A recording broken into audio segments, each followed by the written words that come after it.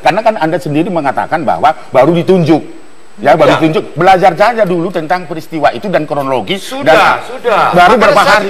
Berapa hari? Tidak, saya tidak mau ke sana. Baru satu hari belum. Makanya saya tidak mau menyinggung tentang pembunuhannya. Maka jangan berkesimpulan. Jadi saya tidak berkesimpulan. Jangan berkesimpulan. Saya hanya jangan praduga tidak bersalah. Betul. Itu aja. Jangan berkesimpulan. Itu.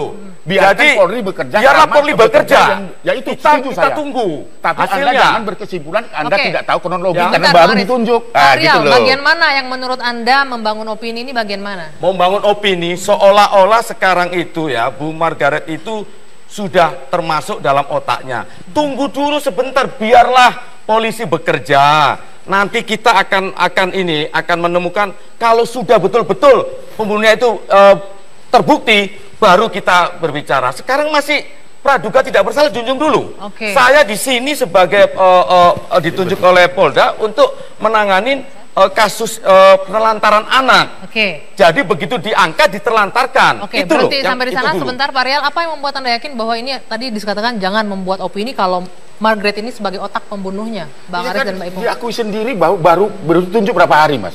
Baru tadi malam. Kenapa berkesimpulan jangan menyatakan kepada masyarakat? Sudah tahu ini, Pak. Ya lama, tidak tahu.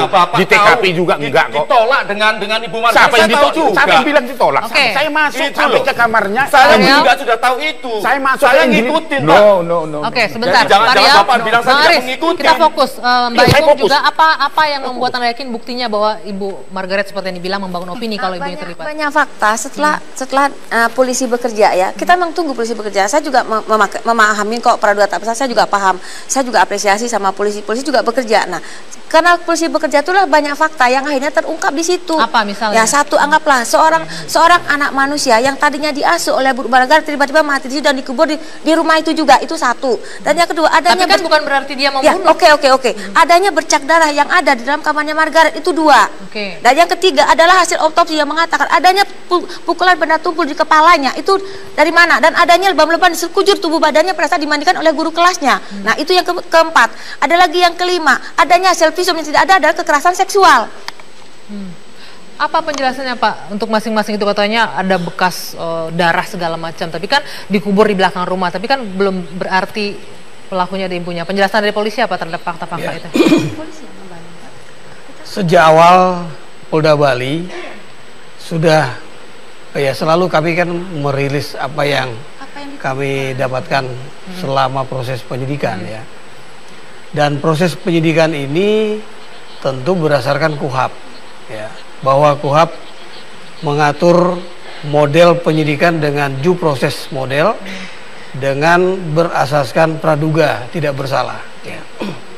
Oleh karena itu setiap kali pemeriksaan kita juga mengharuskan didampingi oleh penasihat hukum. Kita juga ketika mengumumkan AG sebagai tersangka tidak kemudian menjustifikasi hanya pelaku tunggal. Ya. Saya selalu mengatakan bahwa masih berkemungkinan ada tersangka lain.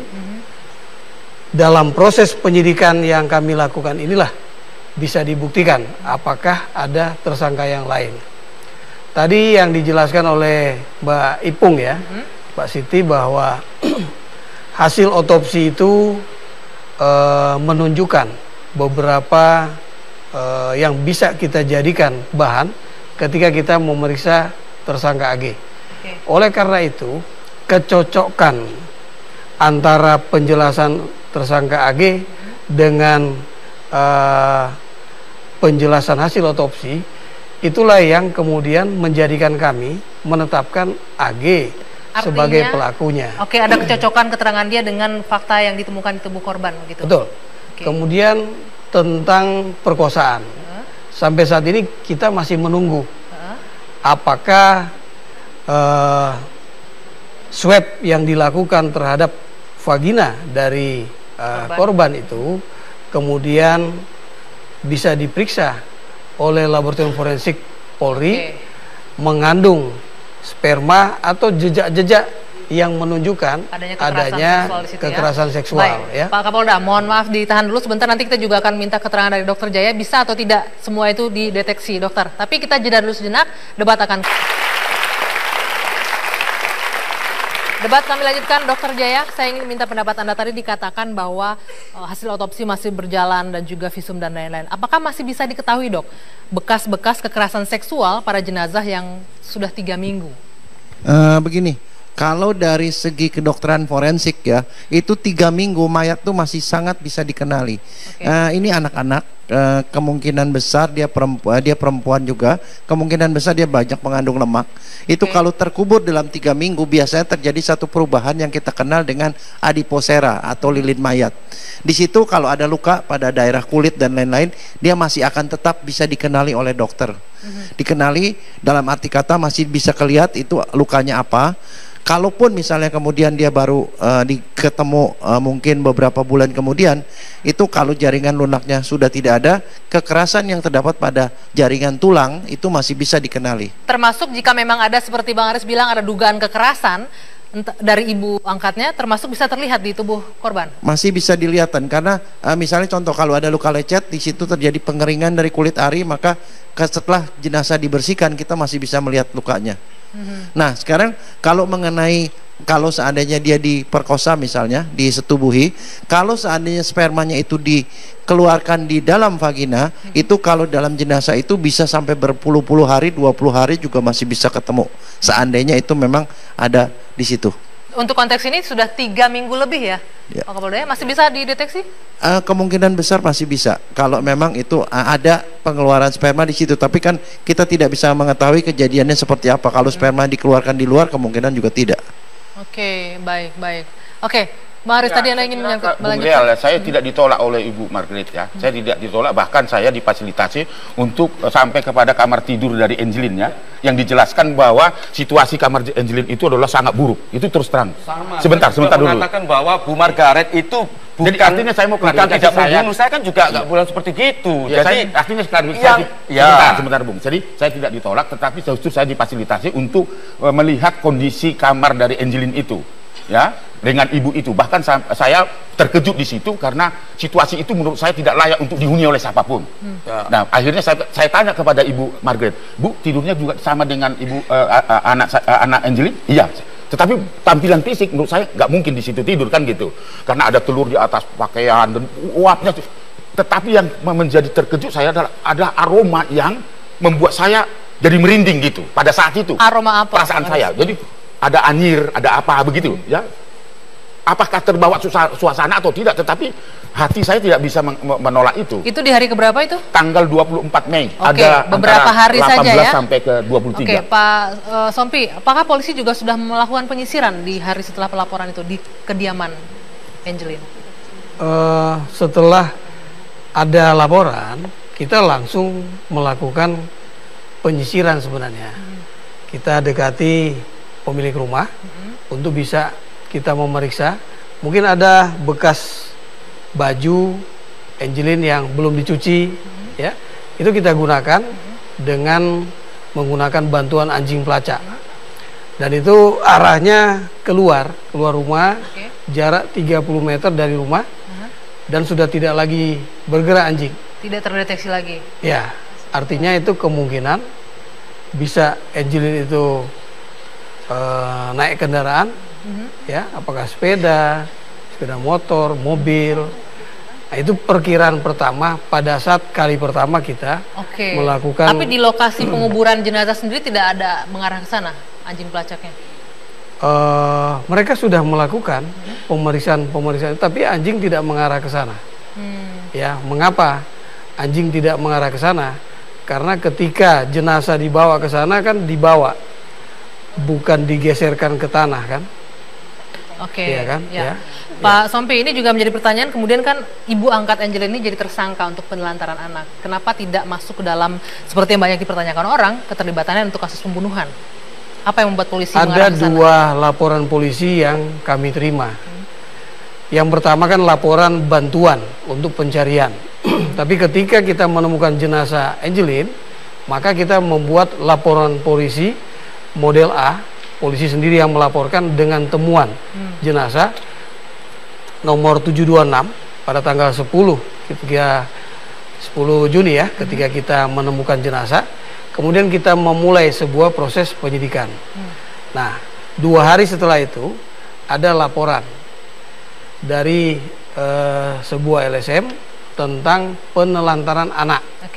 Dengan terlapornya adalah Ibu M. Sehingga kita proses penyidikannya, memeriksa saksi, kemudian ahli-ahli yang terkait. Akhirnya pada tanggal 14 kita menetapkan bahwa Nyonya M bisa ditetapkan sebagai tersangka dengan bukti permulaan yang cukup. Ya. Baik. Nah, setelah kita lakukan pemeriksaan, maka termasuk kita memeriksa tersangka AG sebagai saksi dalam kasus penelantaran anak. Kita memutuskan bahwa Nyonya M bisa dilakukan upaya paksa penahanan. Artinya sudah cukup bukti. Cukup bukti untuk penelantaran ya. Ternyata polisi menemukan lain faktanya, hanya penelantaran tidak terlibat dalam pembunuhan. Ya, saya kira kita harus apresiasi kepada Polda Bali dengan jajarannya karena bisa menetapkan Ibu M itu sebagai tersangka kasus penelantaran. Karena itu ada kaitannya. Karena penelantaran itu ada orang yang ditelantarkan meninggal dunia, kan begitu. Jadi kira ini adalah sebuah strategi untuk mengarah pada persoalan utama, di mana ditemukan Angelina itu meninggal dunia di rumah dari ibu angkatnya. Dan ada pengakuan juga yang masih terus digali itu dari Agus misalnya kan. Jadi, sejak semula kita mengatakan ada dugaan persekongkolan niat jahat yang dilakukan oleh sekitar itu. Sejak awal kita menemukan fakta-fakta itu, dan terus terang waktu itu saya sharing juga dengan Pak Kapolda, dan ada sesuatu yang perlu ditindaklanjutin, misalnya seperti bagaimana kita mengumumkan kepada publik agar Angelina itu kalau ada orang yang menolong itu dikembalikan kepada polisi, kalau takut kepada tempat yang lain. Lalu yang kedua, Pak Kapolda juga mengatakan ada aroma yang tidak baik, mencurigakan dan sebagainya. Pak Kapolda mengatakan kepada Pak Kapolres Denpasar untuk mendatangkan anjing pelacak. Itu dilakukan, gitu kan, dilakukan dan sebagainya. Tetapi kemungkinan ada sesuatu yang alibi, terus kemudian mungkin tadi ya katakan Pak Kapolda itu bukan diseret tapi diangkat misalnya seperti itu. Artinya mau saya katakan sejak tanggal 24 itu dengan aroma yang seperti itu, saya sudah menduga ada sesuatu yang terjadi di situ dengan perasaan yang hati-hati dengan tadi praduga tak bersalah. Akhirnya ternyata dibongkar betul ada mayat di situ. Berarti tanggal 24 itu mayat ada di situ sebenarnya. Gitu loh. Mbak Ipung, Anda juga melihat kejanggalan-kejanggalan lain termasuk dengan keterlibatan AA di sini. Apa yang Anda tahu? Saya ketemu AA tuh pada tanggal 18. Pada tanggal 18 Mei saya waktu turun pertama kali sama jajarannya Bapak Kapolda dengan sama semuanya. Nah, waktu itu saya melihat AA ini luar biasa. Dia melihat orang-orang yang masuk bukannya ngajak bicara, tetapi dia menatapin kita satu persatu. Termasuk saya, karena saya kan ngobrol sama Bu Margaret juga sama Agus. Cuma pada saat saya mau masuk langsung ke wilayah TKP yang ditemukan jasadnya Margaret, jasadnya Angelin, mereka menutupin karena jalan itu kan kecil, Mbak, segini aja. Nah, dia memasang badan di situ. Cuma akhirnya saya mundur. Nah, waktu itu saya minta tolong sama teman-teman buser. Mungkin Bapak tanya Kepala Buser Polresta, saya bilang, Bapak Suhadi, saya minta tolong, coba tolong orang itu dimintain keterangan. Saya yakin dia mengetahui apa yang terjadi di sini atas Angelin. Itu pertanyaan. Saya berapa kali memudik dia dengan kamera HP saya, 4 kali tidak dia selalu tahu saya memoto dia langsung balik badan, selalu ke depan punggungnya. Akhirnya saya minta tolong sama teman media, tolong foto saya sama Bu Margaret. Saya foto Bu Margaret waktu itu, dia di belakang saya, hanya saya dapat wajahnya. Baru berapa hari yang lalu saya serahkan sama Pak Kasar, akhirnya dia diperiksa. Baik, Pak Kapolda mungkin bisa menjelaskan siapa sebenarnya AA dan sejauh mana keterlibatannya dalam kasus ini. Tapi usai jeda, debat akan kembali untuk Anda sesaat lagi.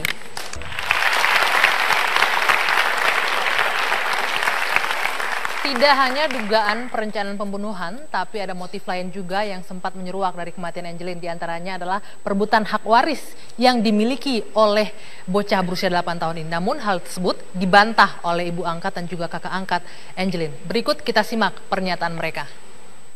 Nih, saya mau kasih tahu, karena semua warisan itu yang di Kalimantan, di Sumatera, di Jawa, di Bali, itu semua sertifikat atas nama saya. Dan anak ini waktu dalam perjanjian di notaris saya adopsi sebagai anak kandung saya. Di buku itu tertulis bahwa saya wajib memberi warisan anak saya sesama dengan saya memberi warisan sama anak kandung saya sendiri. Ivonne dan Christina, Angelin, itu buat saya sama. Mereka dapat warisan semua.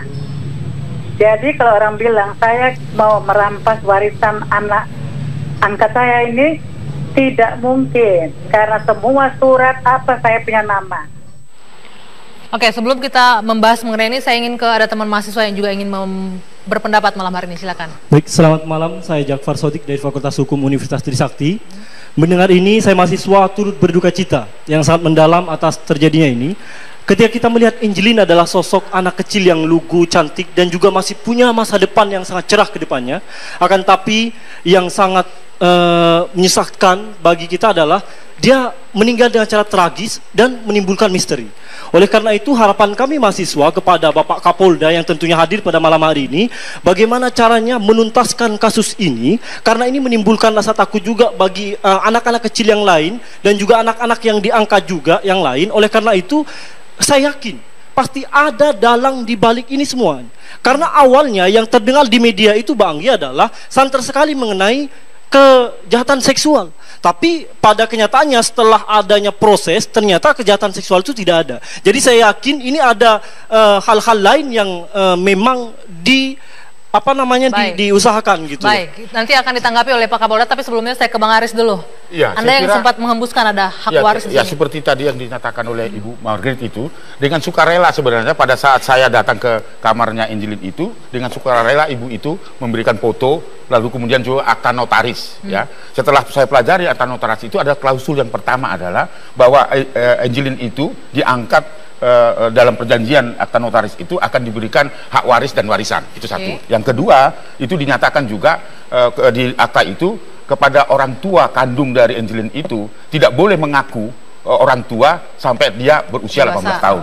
Yang ketiga adalah dia diangkat sebagai anak angkat sama haknya seperti anak kandungnya sendiri. Tetapi ada klausul yang lain adalah kalau misalnya Angelin meninggal, maka ya itu loh kata-kata itu, maka warisnya itu jatuh kepada ibunya. Itu akta, jadi bukan wasiat ya. Jadi saya kira ini perlu dikembangkan juga. Apakah ada sangkut pautnya dengan itu? Tentu ini sekali lagi saya apresiasi kepada penegak hukum untuk menelusuri itu sebetulnya itu. Pak Rial, ini yang jadi dugaan kuat kata Bang Aris, menjadi dugaan bahwa ada keterlibatan ibu angkatnya. Kalau saya amatin dari cerita ini ya daripada Ibu M ini ya, rumah masih kontrak ya 30 tahun ya. Terus yang kedua itu rumah yang di Pondok Gede itu kan juga kita nggak tahu pemiliknya dari mana dulu ininya asalnya. Cuman yang dari kasus ini ya sebenarnya jangan sampai melebar dulu kemana-mana tentang hak waris, tentang yang lain-lainnya. Karena menurut Ibu M ini, itu harta warisan pun dia sebenarnya tidak ada yang dibayangkan orang. Ya, tidak ada dibayangkan orang. Jadi kita hanya mencari sekarang, orang pertama itu suaminya cerai, tidak membawa apa-apa. Terus yang kedua Douglas masuk, itu hanya kontrak tanah selama 30 tahun. Jadi kalau tentang warisan, saya rasa mungkin bukan ke sana dulu ya. Kita tidak buktikan dulu yang lainnya. Ya, saya hanya menyatakan bahwa akta notaris itu menyebutkan kata-kata hak waris dan waris. Dan tadi dikatakan oleh Ibu Margaret juga punya warisan atau katakanlah harta di Pekanbaru, di Kalimantan. Itu tadi disebut loh, di Kalimantan, bahkan di Bekasi. Bahkan ada juga informasi dari Pekanbaru itu rumah sudah dipublish ke itu, artinya ada rumah. Tapi saya juga mengatakan bahwa itu harta yang kekayaan, tidak. Artinya saya mau menyambut bahwa apa yang dikatakan Ibu Margaret bahwa di akta notaris itu disebutkan memberikan hak waris dan warisan, gitu loh Pak Ril. Ya, tahu Pak. Jadi memang itu memang yang saya maksud, jangan membuat opini lagi bahwa warisan itu berlimpah-limpah sehingga akhirnya menyebabkan anak itu dibunuh karena warisan yang berlimpah-limpah ini. Kata itu loh, jangan saya tidak menyebut itu boleh dikembangkan penyidikannya sampai ke sana, gitu loh. Mudah-mudahan itu tidak nanti. Silakan Pak ya. Pak Sompi, polisi mengarah ke sana nggak? Penyelidikannya? mengarah ke sana nggak? Itu sudah merupakan kewajiban dari penyidik Polri untuk setiap masukan itu kita hargai dalam bentuk kita berupaya untuk melakukan penyidikan. Apakah dengan mengecek sebenarnya kekayaannya seperti apa, jumlahnya seperti apa, ada tidak kaitan dan relevansinya yang signifikan dengan yang bisa kita jadikan motif sehingga terjadi kematian Angelin. Namun demikian kita harus juga menyadari bahwa KUHP kita memberikan pedoman untuk melakukan penegakan hukum itu bukan dengan crime control model, ya. Kalau crime control model itu kita sudah punya opini, kemudian dengan opini ini kita sembarangan, ya. Tapi kita dengan due process model kita cari dulu alat-alat bukti yang menguatkan sehingga opini tadi klop dengan alat bukti yang kita temukan. Pak Sompi, tadi teman mahasiswa mengatakan, wah, masyarakat awam saja melihat ini ada skenario besar, ada apa di balik ini, tapi kok polisi hanya menetapkan sebagai tersangka penelantaran. Jawabannya nanti, Pak Sompi. Kita jeda dulu, debat akan kembali sesaat lagi. Sebelum Pak Kapolda menjawab nanti Pak ya, saya mau ke Dokter Jaya terlebih dahulu. Dok, apa yang diharapkan dari forensik agar kasus ini bisa terungkap dengan jelas? Begini, sesuai dengan prinsip kita, undang-undang kita, KUHP, pasal 183, kita menganut sistem pembuktian negatif. Artinya untuk memvonis seseorang itu diperlukan dua alat bukti yang sah dan keyakinan hakim bahwa benar terjadi tindak pidana dan benar terdakwalah yang bersalah melakukannya. Nah, tugas dokter forensik atas dasar 133 KUHP itu polisi meminta bantuan dokter, dalam hal ini bantuan terhadap penyelidikan terhadap korban manusia, maka dokter melakukan otopsi. Dan kedua, melakukan pemeriksaan laboratorium. Otopsi itu nanti hasilnya adalah berupa visum yang merupakan alat bukti surat. Itu alat bukti yang sah. Kemudian yang kedua, kalau misalnya diperlukan, dokter juga bisa memberikan bantuan dengan datang ke pengadilan memberikan keterangan ahli. Itu yang kedua. Dan yang ketiga, dengan melakukan pemeriksaan DNA misalnya, antara dari bercak di TKP, kemudian DNA dari Angelin dan lain-lain, dokter akan menghubungkan sedemikian rupa hingga dari pada waktu pengadilan nanti bisa dihubungkan antara korban, tersangka, alat, dan TKP. Apakah benar terjadi tindak pidana dan bagaimana caranya dan apa yang terdapat di TKP. Itu sudah dilakukan ya Pak Kapolda ya? Semua sudah dilakukan ya, pemeriksaan DNA dan lain-lain. Kita sudah dibantu oleh dokter forensik dari Rumah Sakit Sanglah Denpasar. Sekarang menjawab pertanyaan dari teman mahasiswa. Tadi mereka beranggapan ini kayaknya awalnya hanya kasus kekerasan seksual biasa, tapi kemudian terbongkar bahwa ada apa-apa di belakangnya.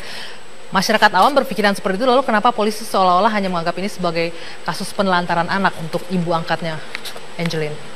Tadi saya sudah jelaskan, Mbak Anggi, kan ada dua kasus ya. Satu kasus penelantaran anak yang ternyata setelah kita lakukan proses penyidikan ini mudah pembuktiannya ya. Nah, bukan tidak mungkin pembuktian terhadap penelantaran anak ini bisa berimbas membuktikan terhadap kasus kematian korban. Masih terbuka ke arah sana berarti ya? Oh, sangat terbuka lebar ya. Mbak Ipung dan Bang Aris masih terbuka. Saya kira itu jadi apresiasi kepada Polda Bali sebenarnya bisa menetapkan itu karena bukti permulaan yang cukup itu menyebabkan misalnya tersangkanya itu kasus penelantaran. Itu saya kira apresiasi, itu bisa pintu masuk untuk mengungkap kasus utama gitu. Mbak Ipung. Padahal sebenarnya sedikit lagi, padahal ada lagi sebenarnya adopsi ilegal ada di situ gitu loh. Ya, saya apresiasi, saya sangat bangga dengan Polda Bali ya. Tiba-tiba ada pintu masuk karena saya rasa selama ini polisi takut sekali karena ada kesaksian si Agus yang berubah-ubah terus. Polisi bingung, polisi ini mau kerja dari mana dulu. Saya sangat apresiasi polisi ada alasan untuk menetapkan tersangka dari kasus penelantaran menjadi pintu masuk untuk mengungkap kasus-kasus yang lainnya karena menunggu pernyataan Agus berubah-ubah terus. Jadi saya tahu kebingungan polisi di sini. Jangan khawatir, Mbak. Iya. Kita tadi malam sudah Polda menerangkan bahwa ada besok ini memakai alat lie detector. Jadi sabar dulu bro. Jadi saya minta bro harus sabar. Jadi semua nanti akan terungkap dengan sendirinya. Sabar dulu bro. Masyarakat juga sabar. Jadi Polri biarkan bekerja. Kami Nanti itu kan bukan hasilnya manusia kita hanya membangun opini, Bung Ril. Iya, itu jadi kerja harus puluhan sabar, tahun Bro. demi kepentingan terbaik anak di Iya. Indonesia. Ini, Bro, Anda kenal saya, ingat, kenal itu, sekarang kenal ini masyarakat. musimnya pra peradilan, Bro. Nggak ada kalau salah lagi. Jadi polisi harus berhati-hati Polri begitu pra ya. peradilan lagi. Sabar, Bro. Oke, artinya yang pasti kita percaya kepada Polri bisa mengungkap kasus ini ya Pak Kapolda ya? Sabar. Kita Dari pra peradilan repot kasus lagi. ini kan Barang sangat ini dan diolah. Oke, sebentar. sangat Pak Rian. baik bagi kita semua unsur yang terkait yang bisa bekerja di dalam upaya mencegah agar kasus seperti ini tidak terjadi di Lingkungan di hulunya ya. Oke. Jadi bagaimana agar tidak terjadi penelantaran anak, kemudian bisa mencegah terjadinya kematian anak akibat kasus-kasus yang berkait dengan penelantaran anak. Baik, ini, yang pasti ya. kita berharap yang terbaik. Mudah-mudahan kasus ini segera terungkap. Siapa yang terlibat semuanya bisa diungkap dan diadili seadil-adilnya. Demikian debat malam hari ini. Saya Dwi Anggia undur diri. Selamat malam.